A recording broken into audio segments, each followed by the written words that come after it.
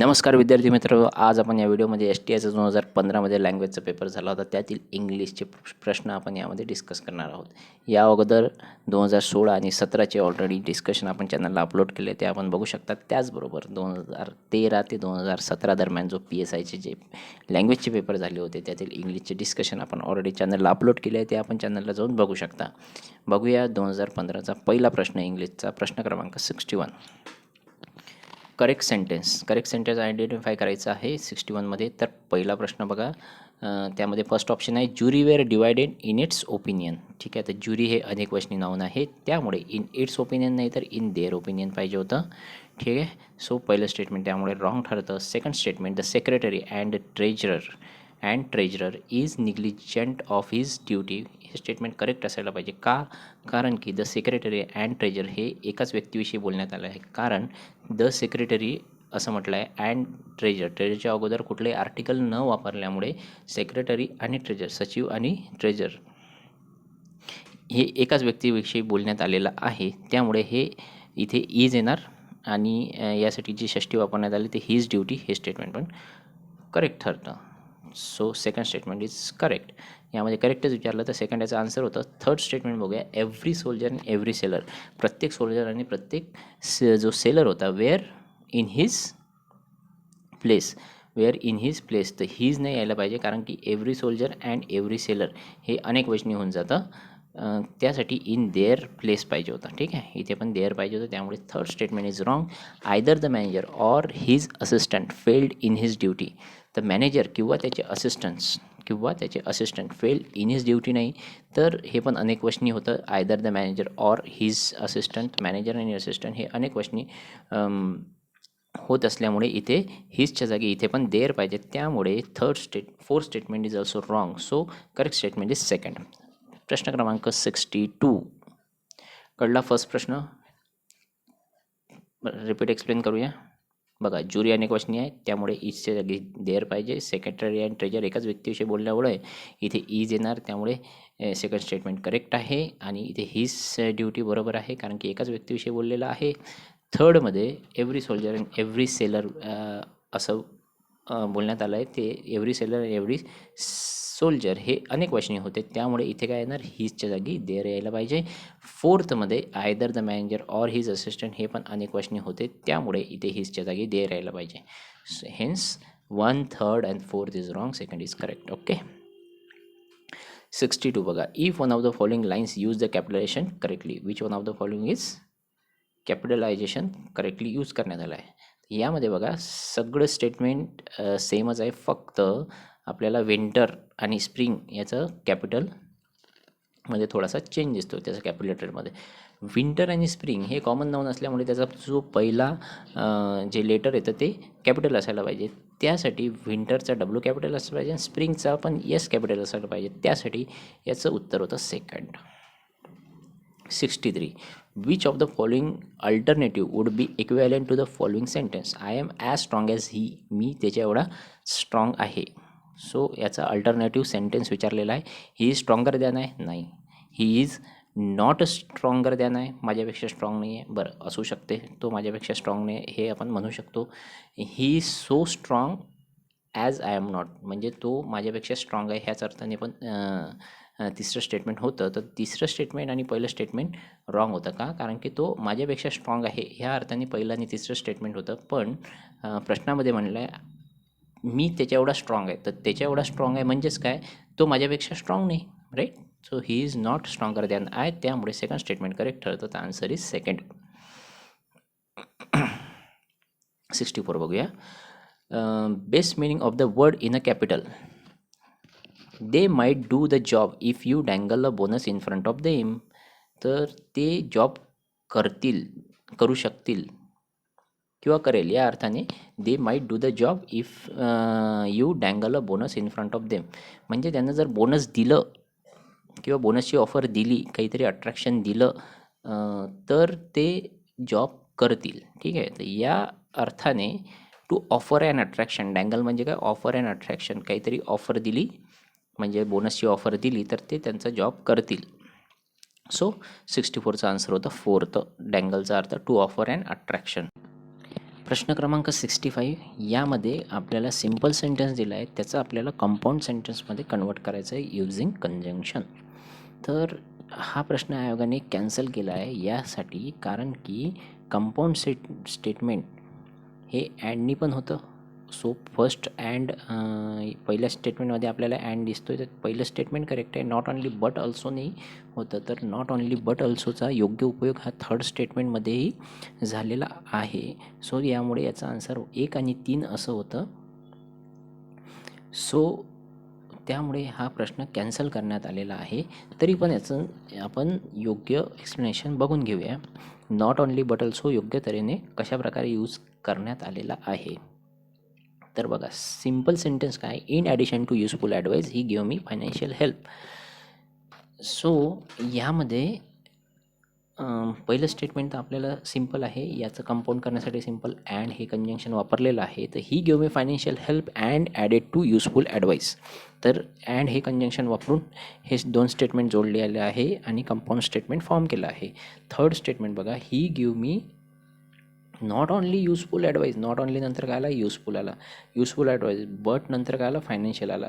तर युजफुल हे काय आहे, ॲडवाईस या नावाविषयी एक्स्ट्रा माहिती सांगते, त्यामुळे युजफुल हे काय, ॲडजेक्टिव्ह आहे.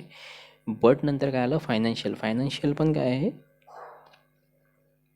हेल्प या नावाविषयी एक्स्ट्रा माहिती सांगणारं ॲडजेक्टिव्ह आहे.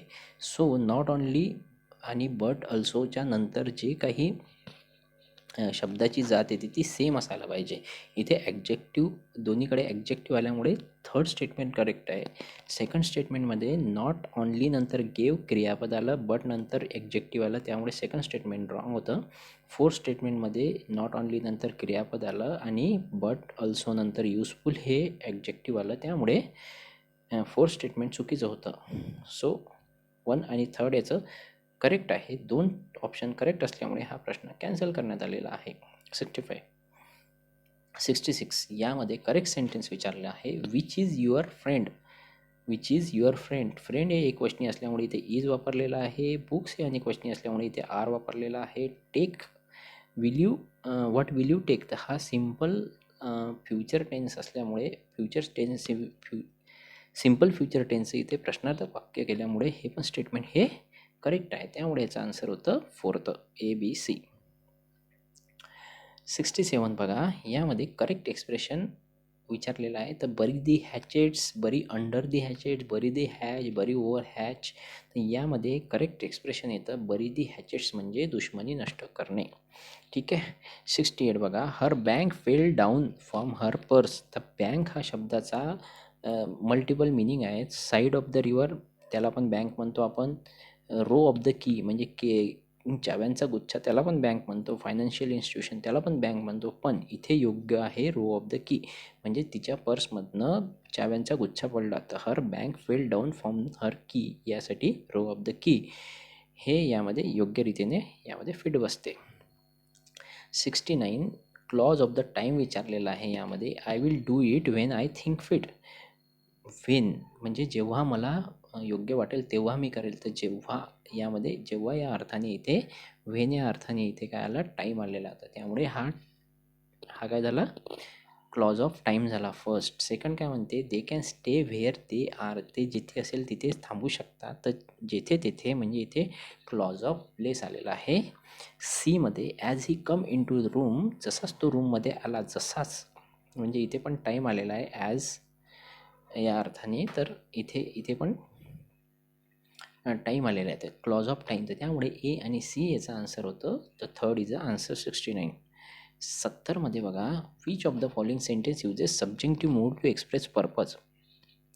यामध्ये खालीलपैकी कुठले सेंटेन्स आहे जे सब्जेक्टिव्ह मूड यूज करतायत कशासाठी, टू एक्सप्रेस पर्पज, उद्देश एक्सप्रेस करण्यासाठी. आपल्याला माहिती आहे सब्जेक्टिव्ह मूड यामध्ये उद्देश येतो, कारण येतं, नंतर मग एखादी इम्पॉसिबल गोष्ट आपल्याला मेन्शन करायची तेव्हा आपण सब्जेक्टिव्ह मूड वापरतो. पण सब्जेक्टिव्ह मूडमध्ये पर्पज एक्सप्रेस करण्यासाठी आपण दॅट हे कंजंक्शन वापरतो. तर दॅट कंजंक्शन फक्त आपल्याला पहिल्या सेंटेन्समध्ये दिसतं, त्यामुळे फक्त ए ऑनली याचा आन्सर आहे.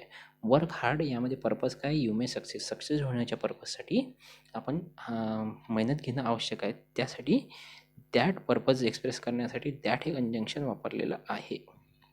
Hence A only is the answer.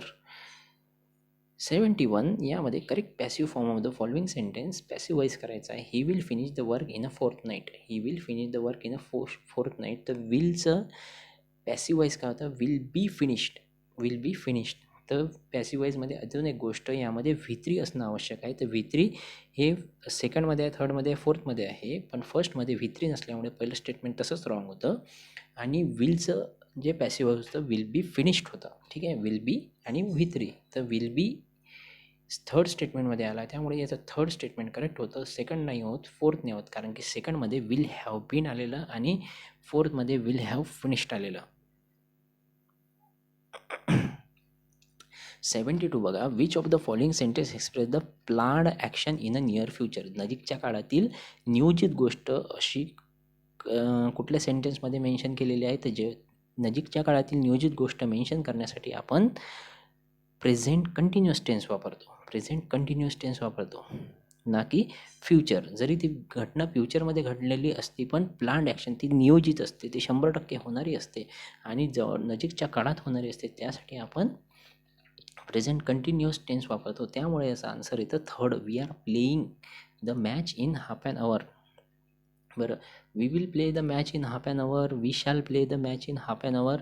यामध्ये प्रॉब्लेम काय आहे, तर यामध्ये ती गोष्ट होणार आहे की नाही याविषयी अनिश्चितता असते. ठीक आहे, शाल किंवा विलमध्ये अनिश्चितता आहे, पण we are playing the match in half an hour म्हणजे 100% आपण अर्ध्या तासाने मॅच खेळणार आहोत असा त्याचा अर्थ होतो. त्यामध्ये निश्चितता येते. ठीक आहे, हा मेजर डिफरन्स आहे. त्यामुळे याचा आन्सर थर्ड होता. 73. He has a white stone in his pocket आणि he can turn in to rabbit. आता यामध्ये correct adjectival clause joining the two sentence. आता हे वरील 2 ए आणि बी सेंटेन्स जॉईन करून आपल्याला ॲडजेक्टिव्ह क्लॉज बनवायचा आहे. आपल्याला माहिती आहे ॲडजेक्टिव्ह क्लॉजमध्ये काय असतं, एखादा जो काही क्लॉज असतो तो नावाविषयी एक्स्ट्रा माहिती सांगतो. तर पहिलं स्टेटमेंट बघूया. which he can turn into rabbit, who can turn into rabbit, whose pocket can turn into rabbit, whose stone can turn into a rabbit. तर he has a white stone in his pocket. तर white stone in his pocket which he can turn in to rabbit म्हणजे जो white stone आहे त्याला तो सस्यामध्ये बदलू शकतो. ठीक आहे, तर विच यायला पाहिजे.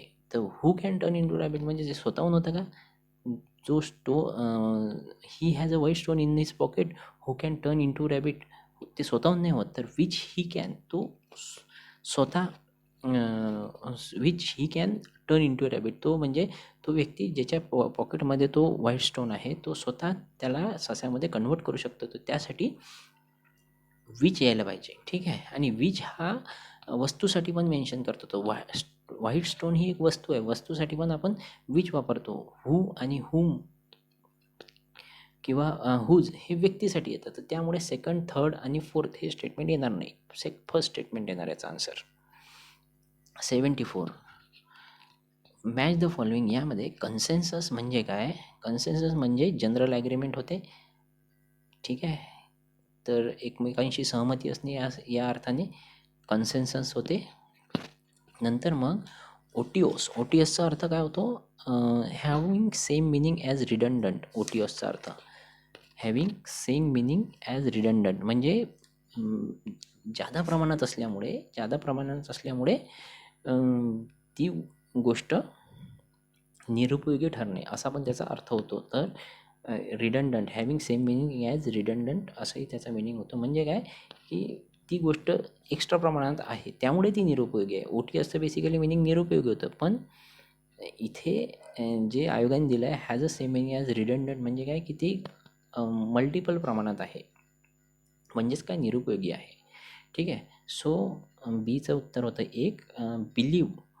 बिलीवचं काय होतं, disbelief, right. Sorry, unacceptable. Disaccept त्याचं अपोजिट. एक्सेप्टेबलचं डिसएक्सेप्टेबल नाही होतं, एक्सेप्टेबलचं अनएक्सेप्टेबल होतं, बिलीफचं डिसबिलीफ होतं.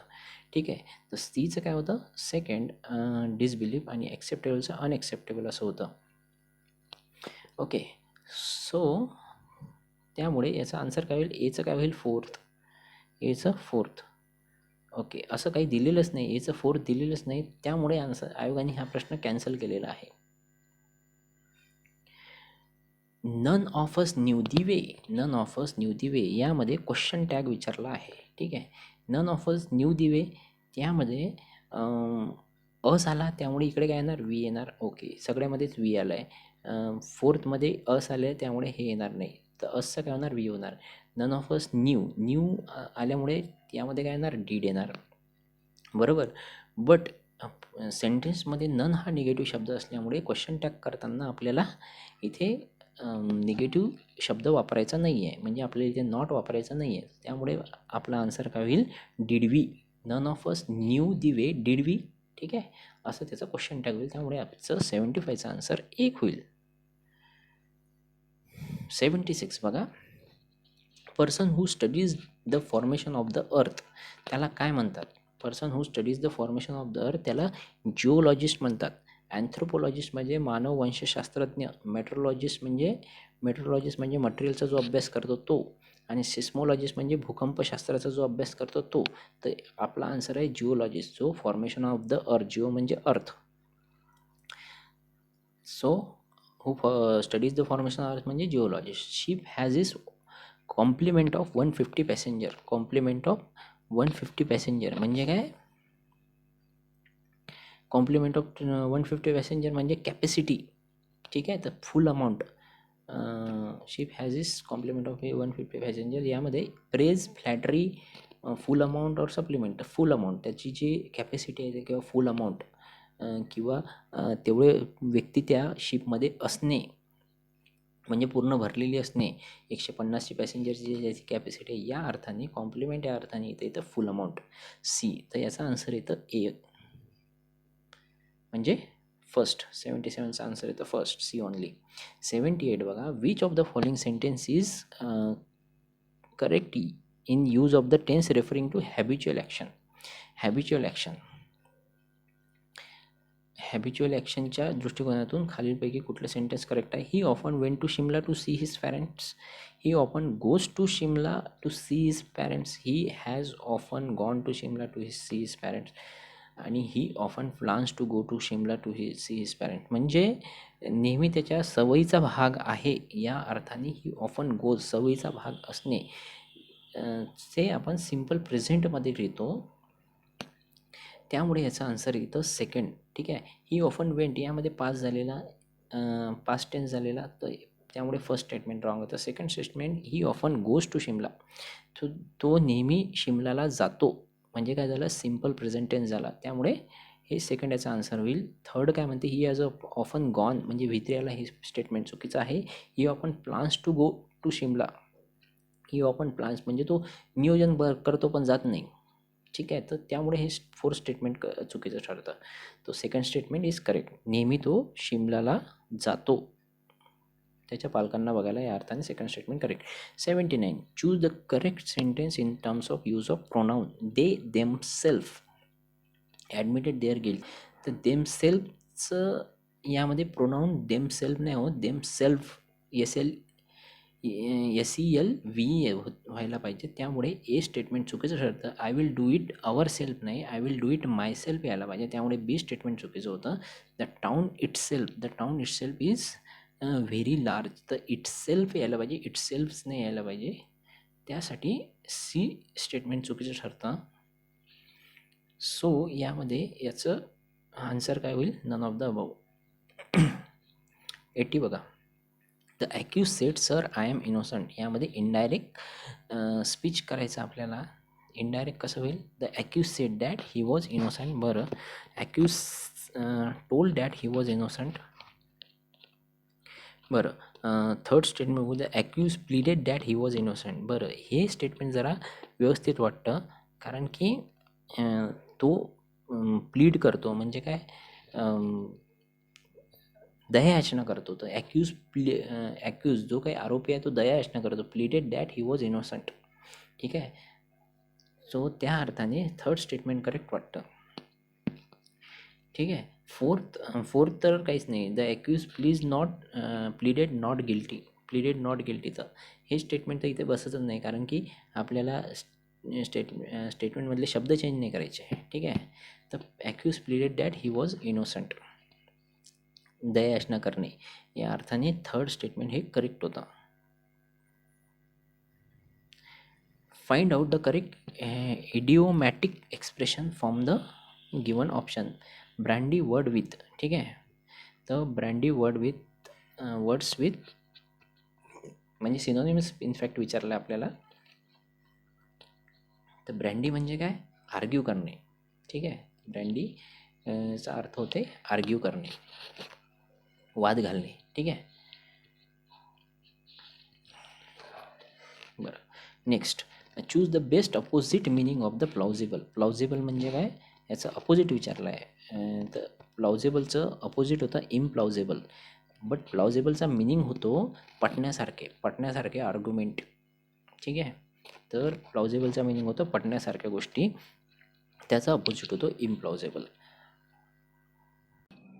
प्रश्न क्रमांक 83 यामध्ये करेक्टली प्लेस ॲडजेक्टिव्ह विचारलेला आहे. तर ॲडजेक्टिव्हची पोझिशन कशामध्ये करेक्ट आहे हे आपल्याला यामध्ये विचारलेलं आहे. तर आपल्याला माहिती आहे ॲडजेक्टिव्ह जनरली हे नामाच्या अगोदर असतं, पण काही एक्सेप्शन असे असतात ज्यामध्ये ॲडजेक्टिव्हची पोझिशन ही नामाच्या नंतर असते, ठीक आहे.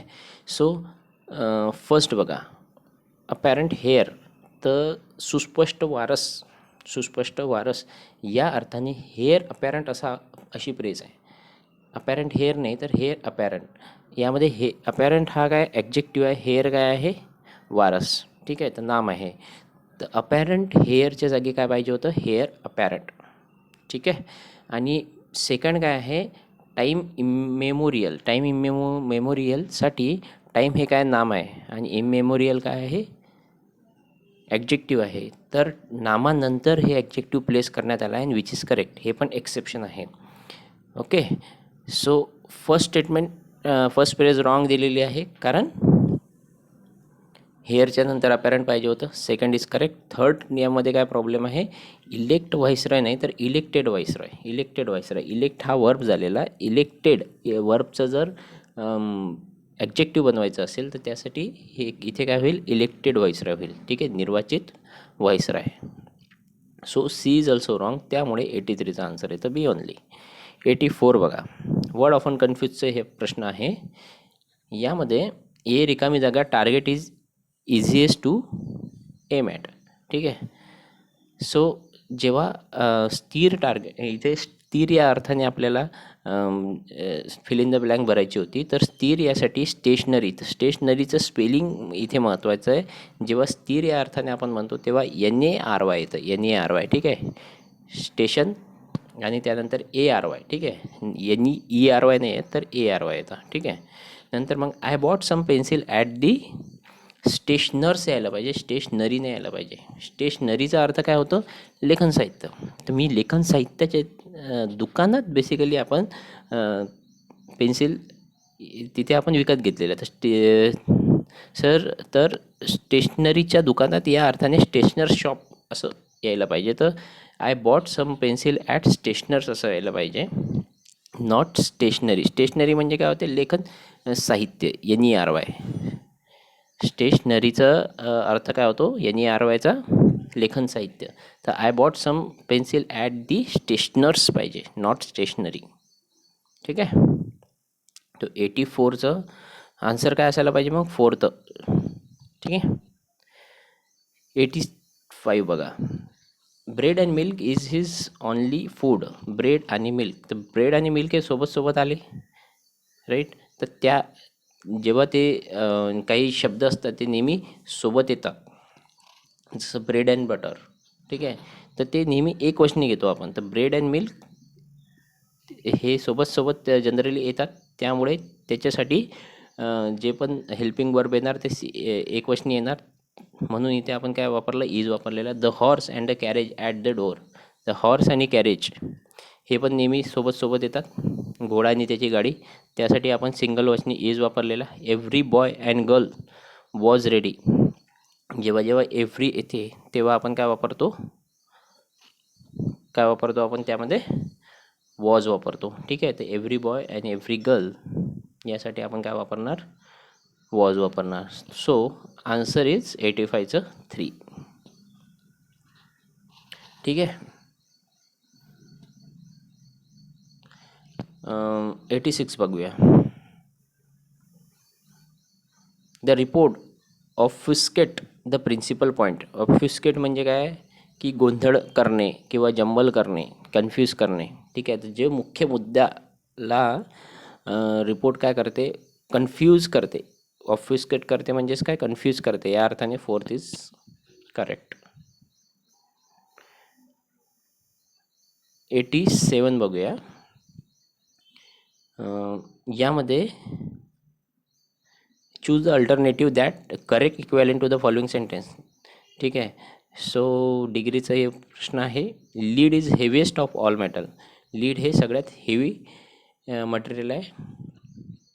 So lead is as heavy as all other metal. नाही, सगळ्यात हेवी आहे. ठीक आहे. तर लीड हा सगळ्यात हेवी आहे. तर या अर्थाने lead is heavier than all other metal. बरोबर आहे, हे होऊ शकतं. कारण की हे सगळ्यात हेवी आहे. तर त्याचं कम्पॅरेटिव्ह काय होणार, lead is heavier than all other metal. बाकी सगळ्या मेटलपेक्षा ही लीड हेवी आहे.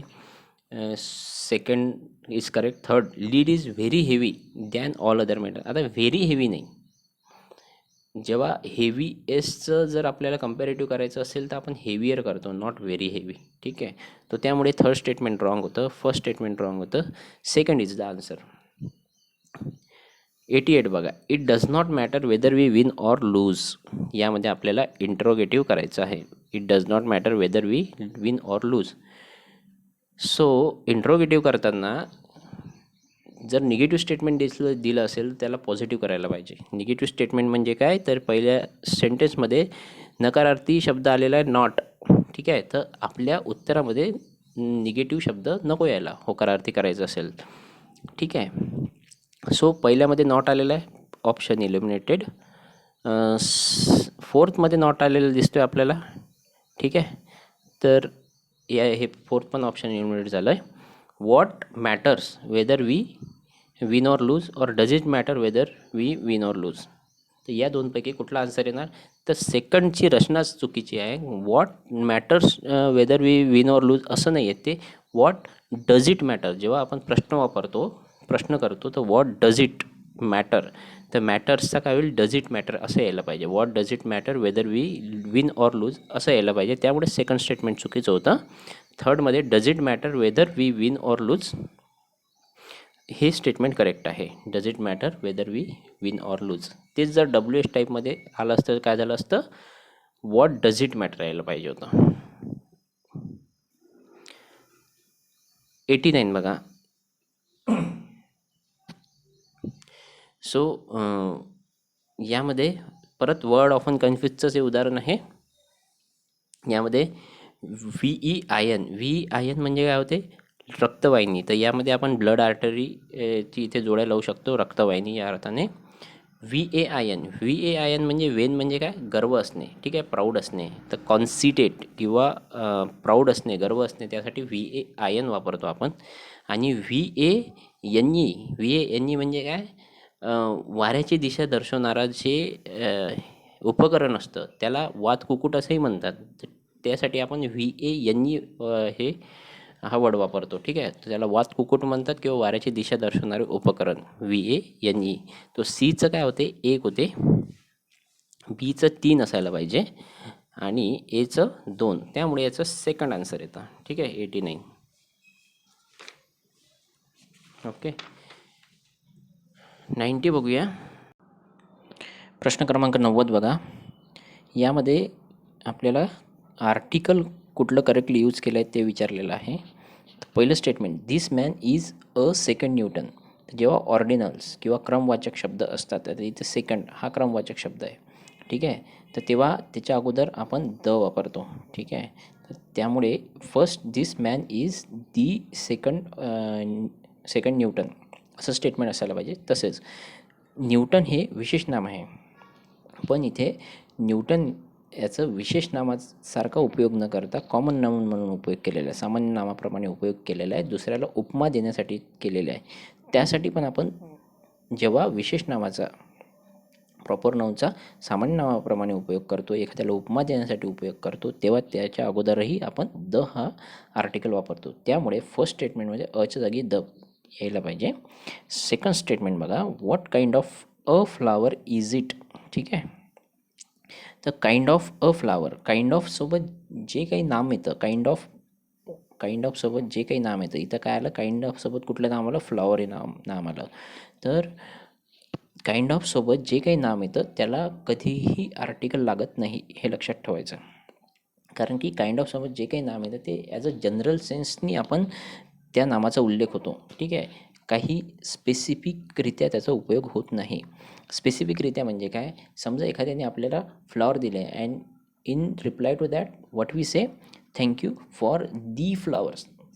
फ्लॉवरसाठी जे तू फ्लॉवर दिले त्या फ्लॉवरसाठी धन्यवाद. तर ते आपण दी फ्लॉवर जेव्हा म्हणतो तेव्हा आपण स्पेसिफिकली जे फ्लॉवर त्या पुढच्या व्यक्तीने दिलेले असतात त्याविषयी बोलतो. त्यामुळे तिथे दी फ्लॉवर येणार. पण काइंड ऑफ सोबत नेहमी जे काही नाम येतं ते एक जनरल सेन्सने येतं. ठीक आहे, तर त्यासाठी काइंड ऑफ सोबत कधीही आर्टिकल लागत नाही, हे लक्षात ठेवा. सो त्यामुळे इथे ए नाही पाहिजे. ठीक आहे, सो स्टेटमेंट काय होईल, what kind of flower is it. Third बघा, he was a Napoleon of his age. तर नेपोलियन हे पण काय विशेष नाम आहे, आणि विशेष नामाचा सामान्य नाम किंवा एखाद्याला उपमा देण्यासाठी जेव्हा उपयोग होतो तेव्हा त्याच्या अगोदर काय लागतं, द लागतो. त्यामुळे थर्ड स्टेटमेंट ही रॉंग आहे, त्यामध्ये एच्या जागी द यायला पाहिजे. Fourth statement, a falsehood is ऑडियस. Falsehood is ऑडियस. तर फॉल्सहुड हे काय आहे, इथे भाववाचक नाम आहे. खोटेपणा हे ऑडियस म्हणजे काहीतरी पाप आहे असं काहीतरी होतं त्याचं मिनिंग. सो हे भाववाचक नाम असल्यामुळे भाववाचक नामाच्या अगोदर कधीही आर्टिकल लागत नाही. तर स्टेटमेंट कसं असायला पाहिजे, फॉल्सहुड इज ऑडियस, हे स्टेटमेंट व्हायला पाहिजे. त्यामुळे इथे आपल्याला कळतं की चारही स्टेटमेंट रॉंग दिले होतात. बट आयोगाने उत्तर काय दिले, फर्स्ट दिले उत्तर. ठीक आहे, this man is a second Newton, हे स्टेटमेंट आयोगाने करेक्ट दिलेलं आहे. बट आयडियली ते चारही स्टेटमेंट रॉंग होतात. 91, which one of the following correctly explain the word homicide. Homicide म्हणजे काय, act of killing one family member. नाही, फॅमिली मेंबर साठी होमिसाइड हा शब्द नाही आहे. Act of killing one self यासाठी सुसाईड हा वर्ड आहे. Act of killing human being याच्यासाठी वंशसंहार, यासाठी वंशसंहारासाठी काय आहे, जेनोसाईड आहे. जेनोसाईड हा शब्द आहे. तर होमिसाईड म्हणजे ह्युमनला किल करणे, त्यासाठी होमिसाईड आवडला आहे. तो सी याचं होईल. The act of killing one's community साठी आय थिंक जेनोसाईड हा शब्द आहे. ठीक आहे, सो त्यालाच वंशसंहार असेही म्हणतात. सो इथे होमिसाईडसाठी अर्थ आहे act of killing human being. So C is the answer.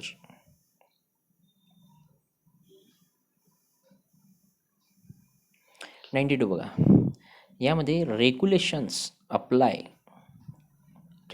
अप्लायस रिकामी जागा ऑल ऑफिस वर्कर. तर सगळ्या ऑफिस वर्करना हे रेग्युलेशन अप्लाय होतात. तर सगळ्या ऑफिस वर्करना रेग्युलेशन अप्लाय होतात, त्यासाठी टू हे योग्य आर्टिकल प्रीपोजिशन असं होईल. ठीक आहे, अप्लाय टू म्हणजे सगळ्या ऑफिस वर्करना, या अर्थाने टू हे योग्य यामध्ये प्रीपोजिशन होईल. तर C only is the answer. 93 बघा, this boy is strongest than that. यामध्ये करेक्ट सेंटेन्स विचारलं आहे, this boy is strongest than that. तर इथे स्ट्रॉंगेस्ट पण आला आहे आणि दॅन पण आला आहे. दॅन हे कंपॅरेटिव्हसाठी वापरतो आणि स्ट्रॉंगेस्ट नाही पाहिजे, इथे स्ट्रॉंगर पाहिजे होतं. त्यामुळे पहिलं स्टेटमेंट चुकीचं ठरतं. Which of this two pens is good. जेव्हा दोन पेन आहे, दोन पेनामध्ये कंपॅरिझन केलं आहे, तर तेव्हा गुड नाही तर बेटर पाहिजे होतं. त्यामुळे बी स्टेटमेंट पण चुकीचं ठरतं. The Maratha are stronger than the Madrasis. तर हे स्टेटमेंट करेक्ट आहे, कारण की मद्रासी आणि मराठ्याचं कंपॅरिझन केलं आहे.